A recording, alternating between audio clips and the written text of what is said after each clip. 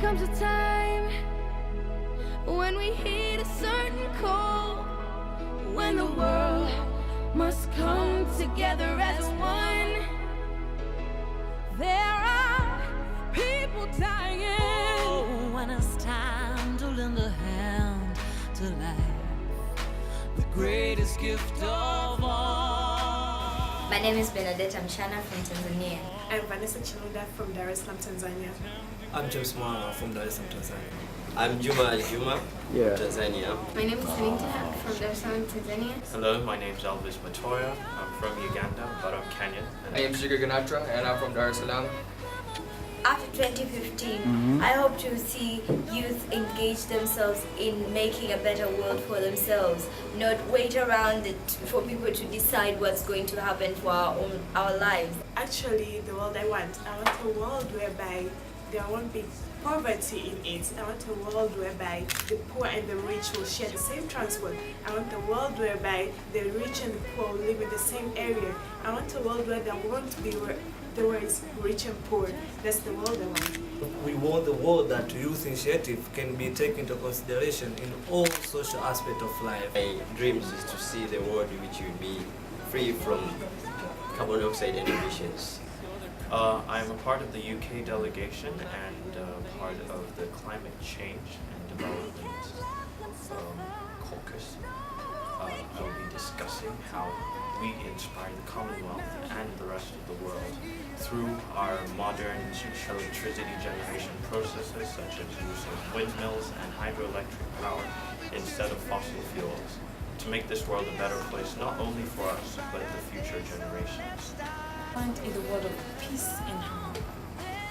Whenever peace prevails, anywhere and any place is likely to have whatever we want as development, justice, people being treated fair and all that, people to get whatever they need, as long as their human rights are being honored. I want a world with youth who know themselves, youth who are confident and who can stand in front of people and be confident from whom they are, and like Tanzanians, people from China, people from South Africa, to be proud of their culture, to be able to express themselves as them, not to imitate others' culture. I would wish to see this world where especially the youth do not suffer from unemployment.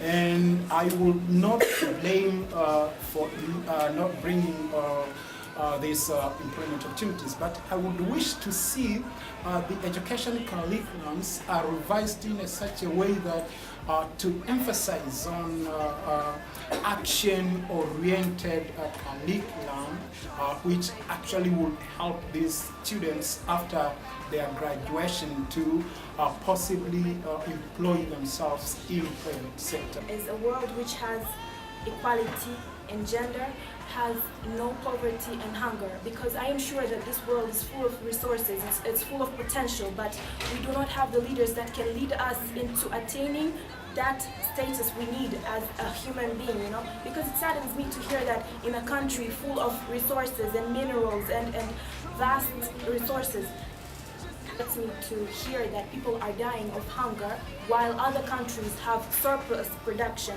and food is decaying in other countries. So I really want to envision a world which does not have these incidents and which has a better arena for everybody to give out their potential to develop. What I would like to see is that the world which people have sustainable education, the education that allows people to employ themselves and also to employ others. So we want to see something like a sustainable world in everything. That is what I would like to see. I want to see after 2015, I want to see a world that youth engage themselves and participate fully in decision making. A world that youth becomes the agents of changes and not youth become just the people who are affected by the decision made by the elders. I want to see a society with active youth, with active engagement in the economic activities, a youth with a stable economic basis, and I want to see a world with a southern Saharan developed. Yeah, I wanted to see a world that has an equal integrity in the north and the south. The level of economic should be equal. As a passionate geographist, I want to see a world that is greener. Okay, globalization and modernization, development should take place. However, at the same time, large businesses should adapt eco-friendly policies. For example, large industries, they emit carbon dioxide emissions and they've polluted the environment immensely.